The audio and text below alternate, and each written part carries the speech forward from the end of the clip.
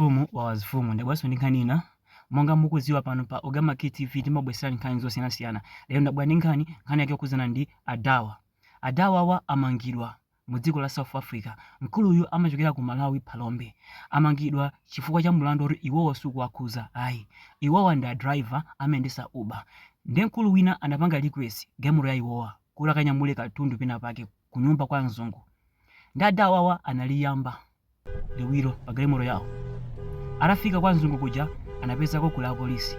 Ndipo apolisi aja anangofika kwa manga adawawa. Ali madigire wewe ali munyolo. Adawa ani mabweza tinga katundu kuno. Iweyo ndi wa mmodzi mwa anthu. Anthu amene anapanga request gemurowa ndi maskama. Amafuna agwise ntchito iwowa kukanyamula katundu uja, kukaba katundu uja. Ndi mzungu uja anayirulukira anayira na polisi. Ndi adawa atafika malo kuja anangofika manja mwa polisi. Ndi adawa amesisa kukamba zoti ndine wa Uber izi ndizi sizinamveki. Ndi ndofuna ndikuze ndina chake akuluakulu. Ngati mukuyendesa Uber kumakhala osamala, munthu akapanga ni request kuti mwanditengere katundu chonde akuluakulu, muze ndipase namba ya kumene ndipitako, imbani phone kwa munthu uja ndipo mumuuze kuti ineyo ndine wa Uber ndibwe amene kuzatenga katundu.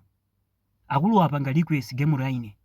Chifukwa chakuti anthu okubaja akamalumizana ndi anthu ofuna kwaberaja amanena zokuti ndikutumiza driver wa ine. Ndekaya ndiwe wa Uber kadzimapo icho nizija zili mufuni mwako, koma ukafika kumene kujako amangotenga so kuti uyiso ndi okuba. Chifukwa choti okubawa amagwiranso ntchito ndi anthu a Uber. Ndekaya iwe sizikukhuza amangoti uli nawo limodzi. Ndi akuluakulu kumakhala osamala.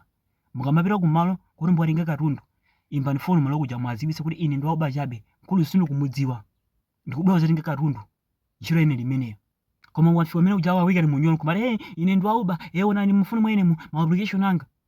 Amati nimene sizikufeka. Iziso ndi mmene zilili, mmene zachitikira kwa adawawo. Ndi akuluakulu kumakhala osamala kunja kuno kunaipa osamagonayi. Kani mbina bwana lero ndi imeneyi.